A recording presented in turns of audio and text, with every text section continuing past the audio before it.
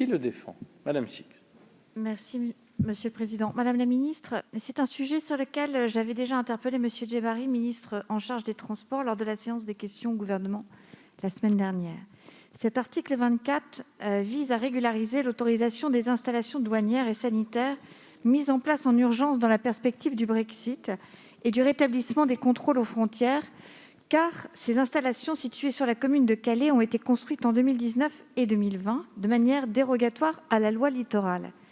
Il s'agit cependant d'une disposition ponctuelle qui n'a pas vocation à s'appliquer pour d'éventuelles futures installations et qui fait perdurer une distorsion importante de concurrence entre deux infrastructures similaires, un port maritime, celui de Calais, et le port sec Eurotunnel. Ces deux infrastructures assurent toutes les deux le passage de clients entre la France et le Royaume-Uni. Elles assurent toutes les deux une mission d'intérêt général.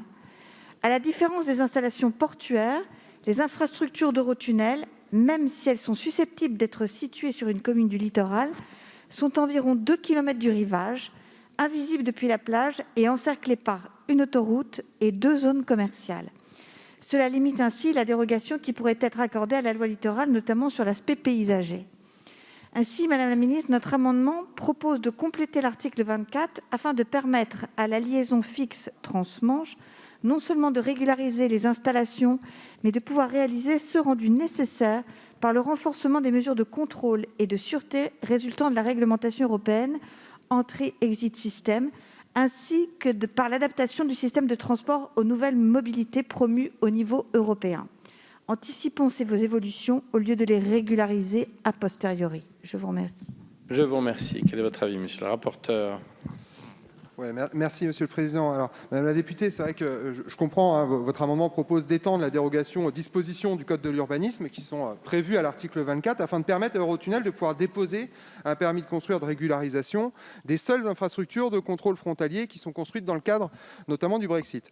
Je ne suis pas favorable à l'extension que vous proposez qui irait au-delà, selon moi, de ce qui est souhaitable compte tenu justement des difficiles équilibres de la loi littorale. Donc un avis défavorable. Madame la Ministre, votre avis?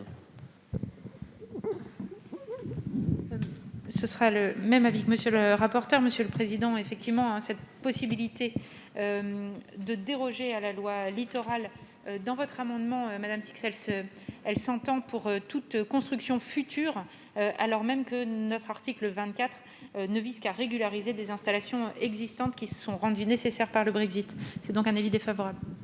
Bon, merci. Madame Six.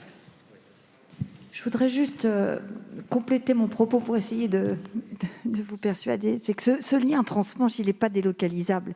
Et on a quand même un endroit où on a des véhicules, des marchandises qui arrivent, et ne pas avoir la possibilité de faire ce contrôle à la sortie d'Eurotunnel me paraît, de toute façon, a posteriori, on sera obligé d'y aller. Je vous remercie. Nous pouvons donc, si vous le voulez bien, passer au vote sur cet amendement double avis défavorable. Qui est pour? Qui est contre? Il est donc rejeté.